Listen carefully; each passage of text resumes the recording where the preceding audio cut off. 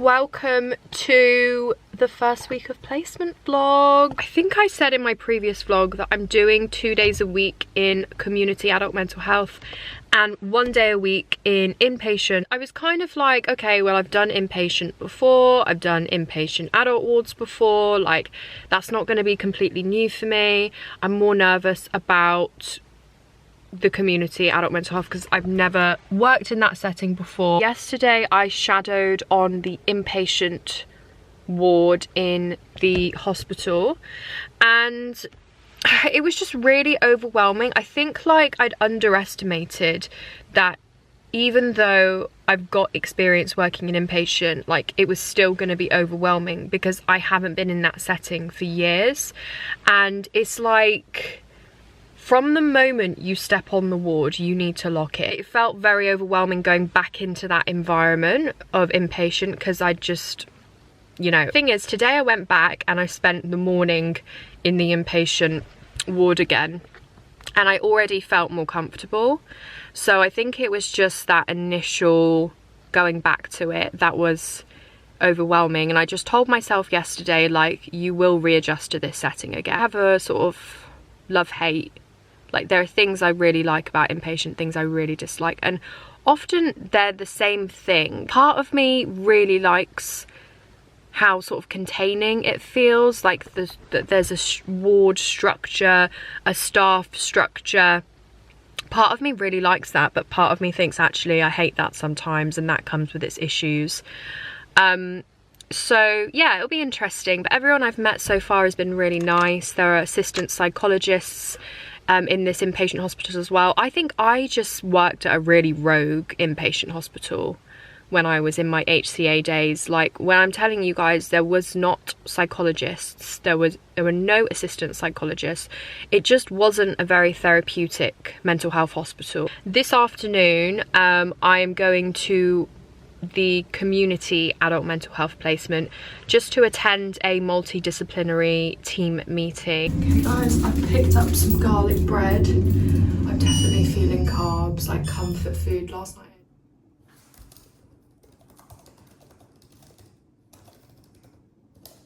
Look what I've just bought on my lunch break as I'm going to my second placement location.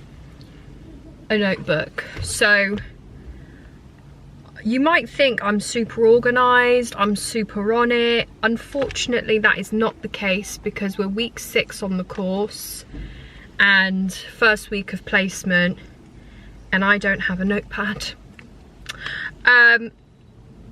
Honestly, like, I didn't feel the need to take notes during the first 5 weeks, the teaching block. I made some notes on my laptop if I thought they kind of supplemented the slides or there was anything I wanted to remember. But I think it was particularly when I started placement this week that I was like, I would really appreciate a notebook. So I've got this little notebook. I just bought it. Cute. And I think this is going to be my placement notebook. So any notes about the work I'm doing, the meetings I'm having, the patients I'm seeing, obviously all anonymized, like using initials, will go in here. And then I want to get a bigger project notebook that's probably A4 size with dividers in it, just because there are so many different things that we're juggling on the course. Like, we've got 2 research projects, the quality improvement project or the service evaluation project that is due in at the end of first year, and then we've got the major research project which we start in first year and we submit in our final year, and then we've got all of our coursework, different deadlines throughout the years. It'd be really useful to have an actual project notebook with like dividers so that I can have different sections for the different aspects of the course. So I think I'm just going to find that on Amazon, but I just wanted to quickly get myself a little notepad for placement. Yeah, anyway, that was successful. I picked up a notebook, also got a massive coffee, so I'm really happy I think I'm gonna have to get a coffee machine. I might put it on my Christmas list. Guys, I honestly can't stop shopping. I'm in Dunelm. cute bathroom set that I found that I wanted. A bath mat and some cleaning products. Honestly, I just can't stop. And I need to get home. I did a full food shop as well. Yesterday I did my nails. Well, I didn't do my nails. I went to the nail salon, got them done after work. Trying to be productive. Morning, guys. It is Thursday. Oh my god, I am tired. Today is a teaching day, so that officially means we've completed our first week of placement. Hooray! I didn't cry. It's Friday, another day in person at uni. Oh, I really did not want to get up this morning. I cannot wait to have a lie-in tomorrow. Although some good news, we got an email to say our afternoon or our last session has been cancelled, so we actually finish at 3 o'clock, which is gorgeous. Okay guys, it is Saturday. This vlog just hasn't been that beefy, so I've decided to vlog today as well, just to add a bit of substance to the vlog. I'm currently having brunch. I made myself an omelette with spinach and tomato and some feta and olives on the side. It is delish. This is what I was thinking for the bathroom. I got my laundry basket from here as well. This is what I was thinking for the bathroom, and this is literally, I think, the max size that would fit in the bathroom. You can't open these for some reason. I guess in case people steal them, but it's actually not. They're about that wide. So I'm gonna get the tape measure out and make sure it'll fit. I'm just seeing things that I realised I'm needing. A small measuring jug set, which is £4.50. And then this small storage tray is £2. Just in one of my kitchen cupboards, I've got like all my medication, supplements. I want to put them like in a box. So I'm getting this as well. They're doing 20% off homeware in here, so I'm just like, if I'm gonna get stuff, let me just get it from here because I get an extra 20% off. This Superdrug baby oil is what I use when I shave. Some more deodorant. I got some more of my Weleda moisturizer. I got a squeegee. This is really important for the shower to prevent buildup of lime scale. I also got this as like a wooden spoon or a spoon rest, I think it's called, when you're cooking. I got a flat surface spoon because I realised when I was making my omelette this morning that I needed that. I got a scrub mummy for cleaning, not the scrub daddy. I got like a grater, a can opener, pizza cutter, just things I realised I didn't have. A bottle opener, I don't know when I'd ever use that, but I feel like it'd be useful. Some cleaning wipes. And I think I showed you guys, I got the measuring cups and then the little pink small storage basket for like medicine and supplements. Guys, I've got a Hoover. I'm so happy. Wait, why is it like that? Oh no. Do you know what is funny about being I've been an adult for a while now, I'm 27. Moving out, being in your own home, is how excited you feel for these purchases. That's how you know that you're doing serious adulting now. Like, I can't wait to whip around with this. Oh my god, she even stands up by herself. I need to name her something. Maybe me and my flatmate can think of something. Look at her standing all by herself. So you can just store it neatly in a small corner like that. This, I don't know what this is. Does this go here? Knew it.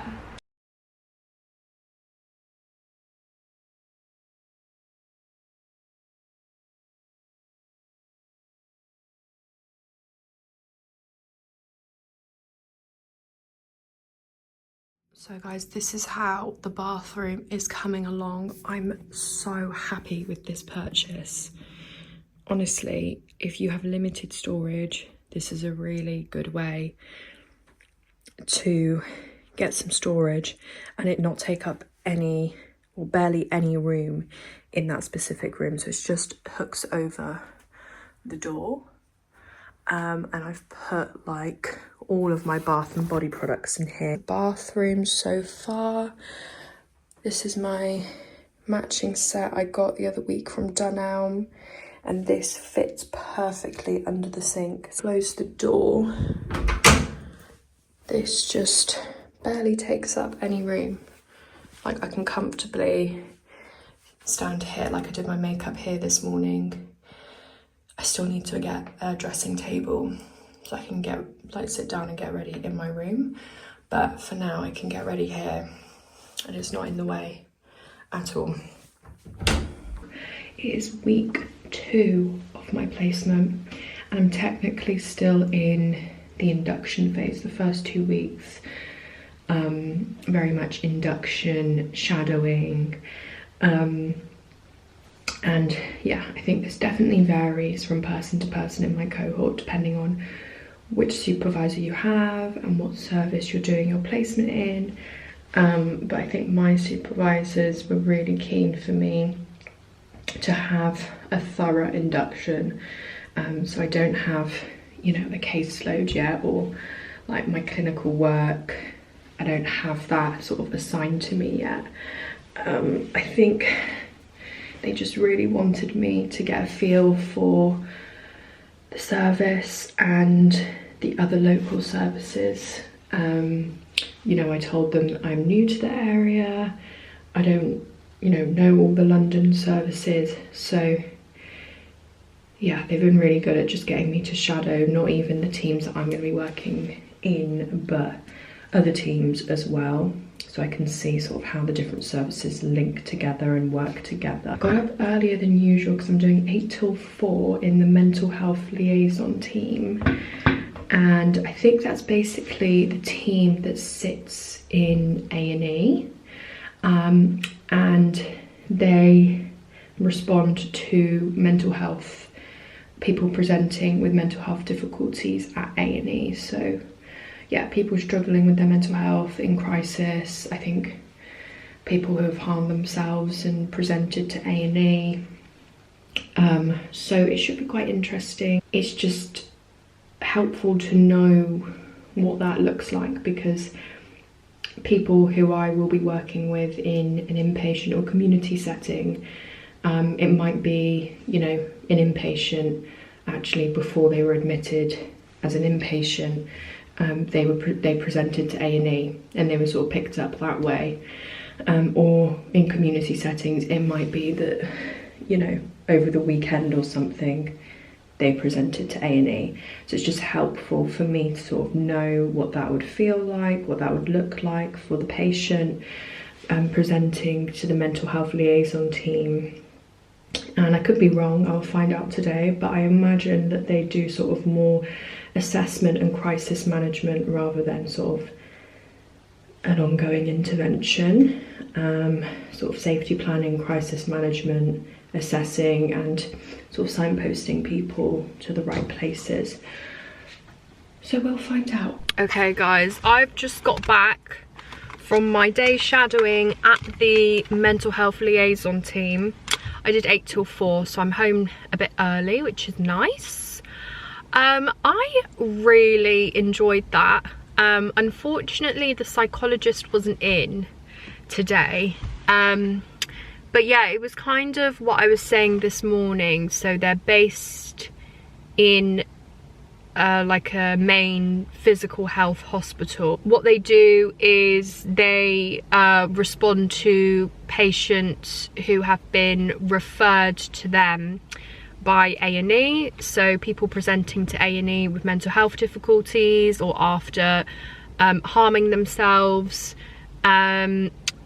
or also referrals from the hospital wards. So if someone has presented to hospital, they're on one of the wards being treated for a physical health problem, but there are also you know, they think they need to be assessed for their mental health. There are also mental health difficulties. They normally do sort of a one-off assessment, but then they'll sort of continue the to see them until they're happy with them being discharged from hospital, and there's a plan in place, whether that's they just go back home and they've got sort of a safety plan in place, or they need to be referred to a community mental health team, or maybe they need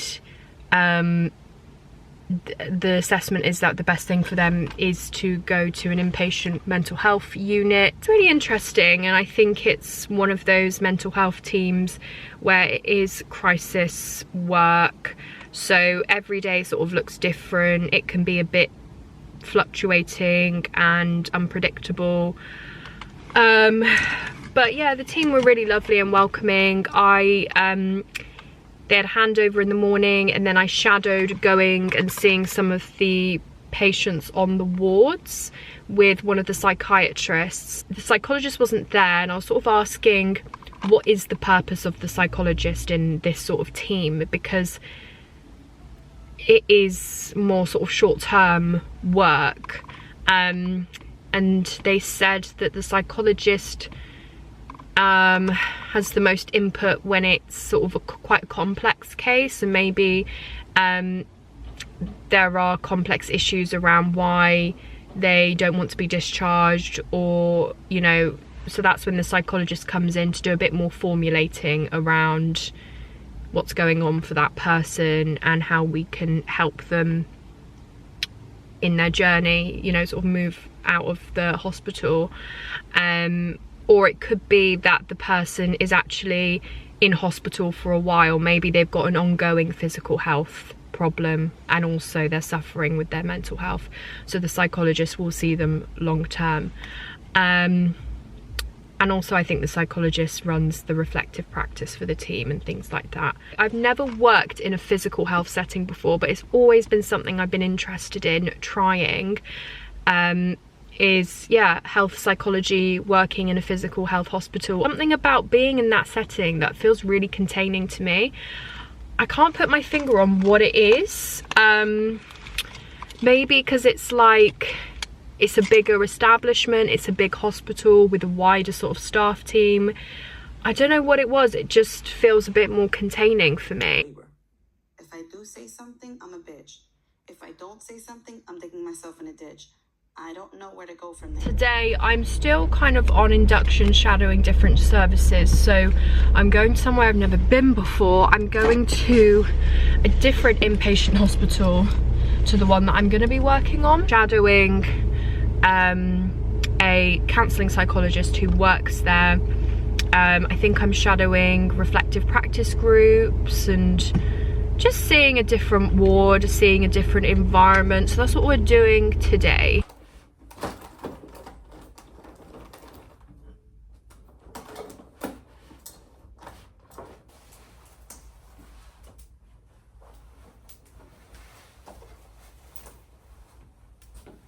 Just got home. It is Arctic. It is so cold.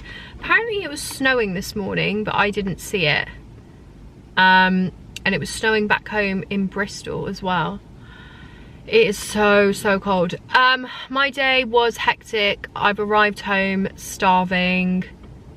I've got a headache.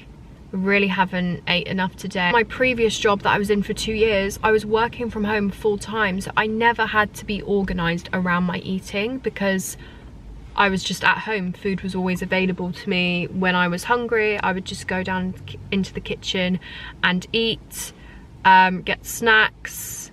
I didn't have to think about prepping lunches or anything. So I really need to do that.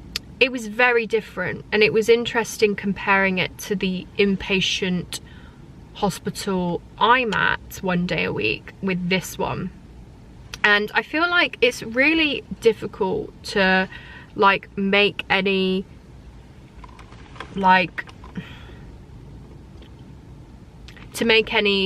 concrete statements about this is what the ward is like, because the thing is with the ward environment is they are constantly changing and they are so unpredictable.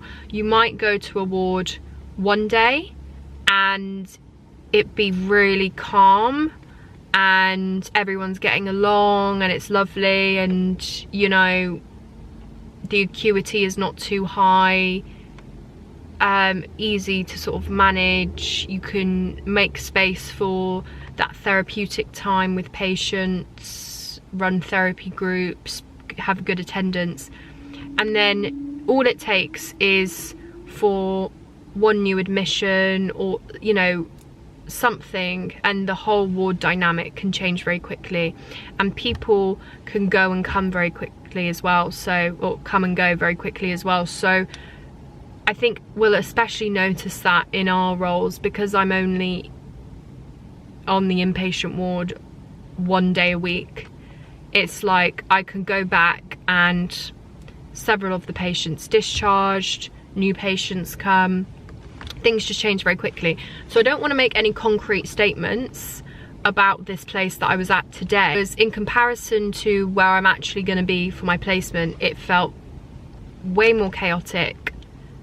The acuity seemed a lot higher, so patients on like higher observation levels, for example, managing more risk, more aggression to staff and between the patients as well, compared to the ward where I'm normally based, and that is also an acute ward.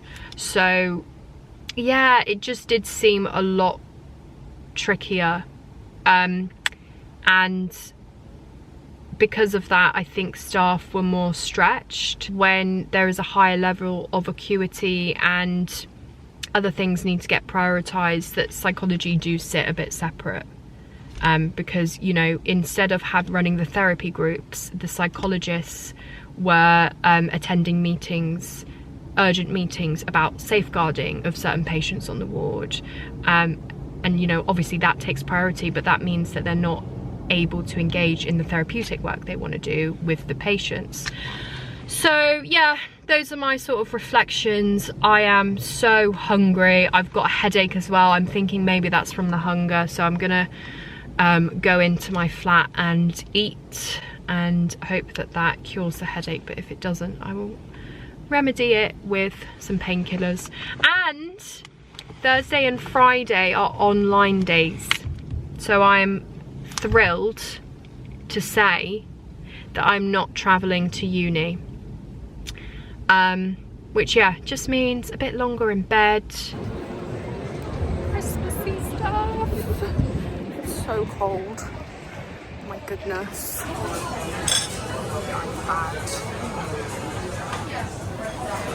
Slay. Oh my god, the evil eye. She knows.